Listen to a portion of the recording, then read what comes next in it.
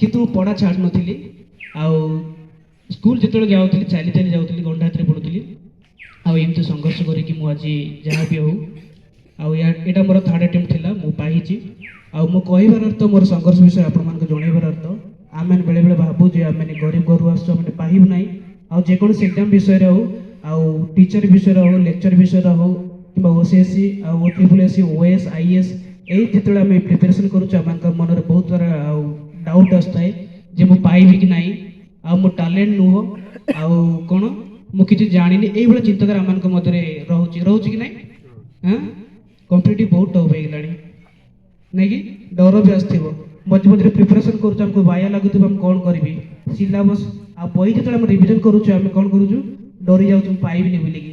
ଆଉ ଯେତେବେଳେ ଲାଗିବ ଯେ ଆମକୁ ମୂର୍ଖ ଭଳିଆ ଲାଗୁଥିବ, ମାନେ ପଢ଼ିନି କିଛି, ସବୁ ପଢ଼ିଥିବ, ତଥାପି ଆମେ ଯେତେବେଳେ ପଢ଼ୁଛୁ ବେଳେବେଳେ ଆମକୁ ଲାଗୁଛି ନା କିଛି ପଢ଼ୁନି। କିନ୍ତୁ ଆପଣମାନେ ସେଇଟାକୁ ଇଗ୍ନୋର କରନ୍ତୁ, ଆଉ ଡିପ୍ରେସନ୍ ଆସିବ, ସେ ଡିପ୍ରେସନ୍କୁ ଆଗକୁ ବଢ଼ନ୍ତୁ। ଆପଣଙ୍କର ସଂଘର୍ଷ ହିଁ ଆପଣ ସବୁ କିଛି କରିପାରିବେ, ଆଉ ଆପଣଙ୍କ ପାଖରେ ଯାହା ଚାହିଁବେ ସେଇଟା ପାଇବେ ନିହାତି। କାହିଁକିନା ମୁଁ ପାଇଛି ବୋଲି କହୁନି, କିନ୍ତୁ ଏହା ବାସ୍ତବିକ ଅଟେ। ଆପଣମାନେ ଯଦି ଚାହୁଁଛନ୍ତି, ଦିଲ୍ସେ ଚାହୁଁଛନ୍ତି, ଆଉ ଆପଣ ସେଥିପାଇଁ ଡେଡିକେସନ୍ ଅଛନ୍ତି, କମିଟମେଣ୍ଟ ଅଛନ୍ତି, ନିହାତି ଭାବରେ ଆପଣ ଆଉ ଯେକୌଣସି ଏକ୍ଜାମ୍ ମଧ୍ୟ ପାଇବେ।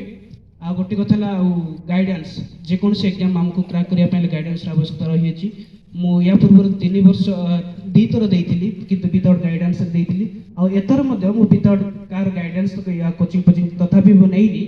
କିନ୍ତୁ ମୁଁ ଚାହୁଁଥିଲି ଯେ ଏ OPC ବା ସିଭିଲ୍ ସର୍ଭିସ୍ ତାର ଡେପ୍ଥ କେତେ ଅଛି ବୋଲି ମୁଁ ନିଜେ ହିଁ ପଢ଼ୁଥିଲି। ଆଉ ଆପଣମାନେ ଯଦି ଚାହାନ୍ତି, ଆମେ ଆପଣମାନଙ୍କର ସହଯୋଗ କରିବା ପାଇଁ ଆମେ ଇଚ୍ଛୁକ ଅଟୁ। ଭାଇ ଯେମିତି କହିଲେ, ଆମମାନଙ୍କର କଣ୍ଟାକ୍ଟ ନମ୍ବର ଆପଣମାନେ ନେଇପାରନ୍ତି। ଆଉ ଯେକୌଣସି ସମୟରେ ଆଉ ଅପସନାଲ୍ ବାବଦରେ ବି ହେଉ, କିମ୍ବା GS ପେପର କିମ୍ବା ହେଉ, ଯେକୌଣସି ଆଉ ଯେପରି ଆପଣମାନେ ଜାଣିବା ପାଇଁ ଚାହିଁବେ, ଆପଣମାନେ ଆମକୁ କଣ୍ଟାକ୍ଟ କରିପାରିବେ। ଆମେ ଆପଣଙ୍କୁ କିଛି ଗାଇଡ଼ ଦେଇପାରିବୁ, ଆଉ ମେଣ୍ଟରସିପ୍ ମଧ୍ୟ କରିପାରିବୁ। ଆଉ ସମୟକୁ ଆପଣମାନେ ଆଉ ସଦୁପଯୋଗ କରନ୍ତୁ, ଯେକୌଣସି ଜାଗା ରହୁଛନ୍ତି ନା କାହିଁକି, ଆପଣମାନେ ପଢ଼ନ୍ତୁ। ଆଉ ଗୋଟେ କଥା କହିବି, ଆମେ ଜାଣିଛୁ ଯେ ସହର ପିଲାଙ୍କ ସାଙ୍ଗରେ ଆମେ ଯେତେବେଳେ ଆମେ କମ୍ପେୟାର କରୁ, ଆମେ କ'ଣ, ସେମାନେ ହେଲା ସ୍ପେଶାଲିଷ୍ଟ, ଆମେ ହେଲା ଜେନେରାଲିଷ୍ଟ। ଆମେ ବଡ଼ଙ୍ଗ ଯାଇ ଏରା ପିଇଦେବୁ, ଅରଞ୍ଜା କହିଥିବୁ, ଆଉ ସବୁକିଛି ପାହାଡ଼ ପର୍ବତ ଜଙ୍ଗଲରେ ଆମେ ରହିକି ଆସୁଛୁ। ଏଇପାରୁଛୁ ନା, ଜଙ୍ଗଲରେ ଦୌଡ଼ିବା ପାଇଁ କଲେ ଆମେ ସିଧା ଦୌଡ଼ି ପାରିବା। ଏ ପିତୃ ଯଦି ଆମେ ଛାଡ଼ିଦେବେ, ଡର ନାହିଁ, ଭୟ ନାହିଁ, ପଳେଇଯିବା। କିନ୍ତୁ ସହର ଭାଇ ଭଉଣୀମାନେ ସେମାନେ କରିପାରିବେ ନାହିଁ। ସେମାନେ କେବଳ ପଢ଼ା ଜାଣିପାରନ୍ତି, ହୁଏତ ସେମାନଙ୍କର ଆଉ ପଢ଼ାରେ ସେମିତି ହେଇଥାଇପାରେ, କିନ୍ତୁ ଆମେ ସବୁ ବଗଳ କାମ କରିପାରୁ, ବିଲ କାମ ବି କାମ କରିପାରୁ, ଜଙ୍ଗଲ ବି ତିଆରି କରିପାରୁ, ଜଙ୍ଗଲ ମଧ୍ୟ ଜାଣିପାରୁ। ହଁ, ଗୋପାନ ଜାଗ ହେଇଛି ପଡ଼ିକା, ଗୋପାନ ଯେତେବେଳେ ରିଜଲ୍ଟ ବାହାରିଥିଲା, ମୁଁ ସେତେବେଳେ ଚେଳି ମାର କରୁଥିଲି। ଯେତେବେଳେ ରିଜଲ୍ଟ OS ଏକ୍ଜାମ ବାହାରିଥିଲା, ଆଉ ସେତେବେଳେ ମୁଁ ଚେଳି ମାର କରୁଥିଲି। ଆଉ ସେତେବେଳେ କଳିଙ୍ଗ କୁମାର ପୂଜାରୀ ଭାଇ ମୋତେ ଫୋନ୍ କଲେ, କହିଲେ କି କୋଉଠି ଅଛୁ? ମୁଁ କହିଲି ଚେଳି ମାର କରୁଛି ଆଜ୍ଞା। ସେ କହିଲେ ହଉ, ଆଜି ରିଜଲ୍ଟ ବାହାରିବ, ଯଦି ବାହାରିବ ତୋ ନାଁରେ ପେପର ବାହାରିବ, ଶୁଣ ଛେଳି ତଳାରୁ OS ଅଫିସର ପାଇଛନ୍ତି ବୋଲିକି ବାହାରିବ ବୋଲି ମୋତେ କହିଲେ। ତ ସେଇଟାକୁ ମୁଁ କିଛି ତ ଭାବିନି। ଯାହା ବି ହଉ, ମୁଁ କହିବାର ତ ଚେଳି ଚରେଇଲି ବୋଲି ମୁଁ ତାହା କମ୍ ବୋଲି କହୁନି। ଚେଳି ଚରେଇବା ଦ୍ୱାରା ଆମେ ପାହାଡ଼ ପର୍ବତକୁ ମଧ୍ୟ ଆମେ ଜାଣୁ, ଆଉ ପାହାଡ଼ ଜଙ୍ଗଲ ବିଷୟରେ ଆମେ ଅବଜ୍ଞତା ହଉ, ବିଭିନ୍ନ ପ୍ରକାର ଔଷଧୀୟ ଗୁଣ ମଧ୍ୟ ଜାଣୁ। ଆଉ ଚେଳି ଗୋଟେ ଯାହାକି ଜୀବ, ଯେ ସେ ଖାଇବ ପିଇବ, ସେ ବିଷୟରେ କିଛି କହିପାରୁନି, କିନ୍ତୁ ଆମେ ତାଙ୍କୁ ସେବା କରୁଛୁ, ସେମାନଙ୍କୁ ଜଙ୍ଗଲ ନେଇକି ଯାଉଛୁ। এইভଳି ସେବାର ମନୋଭାବ ମଧ୍ୟ ଆମ ଜାଗୃତ ହେବା ଦରକାର। ଆମେ ବଗଳ କାମ କରୁଛୁ ବୋଲି ନିଜକୁ ଇମ୍ପୋରିୟର ଚିନ୍ତା କରିବାଟା ମଧ୍ୟ ଭୁଲ ନାଇଁ କି? ସାଙ୍ଗପାରା ଲୁନ୍ତାଇ ଆଉ ମୁଁ କିଛି କରିପାରିବି ନାହିଁ, ବେଳେବେଳେ ଆମ ଚିନ୍ତା ଭାବୁଛୁ ନାହିଁ।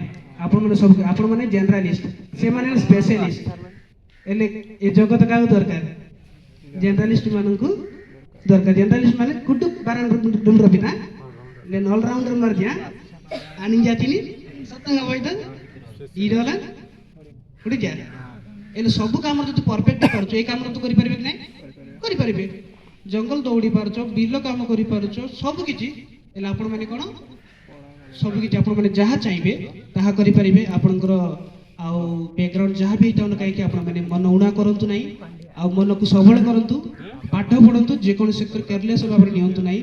ଆଉ ଯେଉଁମାନେ ବିଶେଷ କରି 18ରୁ 25 ବର୍ଷ 28 ବର୍ଷ ଭିତରେ ଅଛନ୍ତି, ଆମମାନେ ଯଦି ଆଉ ସୌରା ଲୋକ ବି ହଉ, ଆମେ ତ ପ୍ରାୟତଃ ସୌରା, ମୁଁ ଯାହା ଇଣ୍ଟ୍ରୋଡକ୍ସନ୍ ଶୁଣିନି, ଆଉ ଘରେ ମଧ୍ୟ ଆମକୁ କୁହନ୍ତି ଯେ କିଛି ଗୋଟେ କର, କିଛି ଗୋଟେ କର, କିଛି ଗୋଟେ କର, ଏଇଯାତ୍ରା ସିଏ କିଏ ରାଏ ଅରୁଣାଇ ସାଙ୍ଗେ କାମ ତୁଳିଯାଏ ମୋତେ ବହୁତ ଥର କହିଲେ। କିନ୍ତୁ ଆପଣଙ୍କୁ ଘରକୁ କାମ ନିଜର ନିଜର କ'ଣ ଷ୍ଟ୍ରାଟେଜି, ନିଜର ସେଡ୍ୟୁଲ୍ ସବୁବେଳେ ବିଶ୍ୱାସ ରଖ। କିଏ ଗୋଟେ କହିଲା କି କେଉଁ ଚ୍ୟାନେଲରେ କହିଲା ନାଇଁ ଏଇଟା ଏଇ ଚ୍ୟାନେଲ ଭଲ ଲାଗୁଛି କହିଲେ ସେମିତି ଡାଇଭର୍ଟ ହୁଅନି, ନିଜର ପୁରା ନିଜର ଷ୍ଟ୍ରାଟେଜି ନିଜର ବୁଦ୍ଧି ଜ୍ଞାନ ବଳରେ ଯାହା ବି ବନଉଛ ସେଟାକୁ ଷ୍ଟିକ୍ ରଖ। ଏତିକି କହିବି, ଧନ୍ୟବାଦ।